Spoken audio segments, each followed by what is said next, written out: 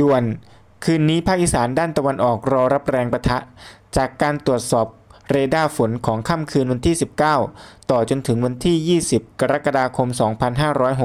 2568ตรวจพบกลุ่มฝนฟ้าคะนองลมกระโชกแรงฟ้าร้องฟ้าผ่าได้ในบางพื้นที่ที่เกิดจากแนวปะทะอากาศ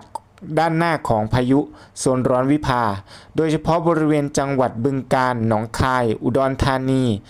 ด้านตอนบนและด้านตอนออกสกลนครนครพนมมุกดาหาร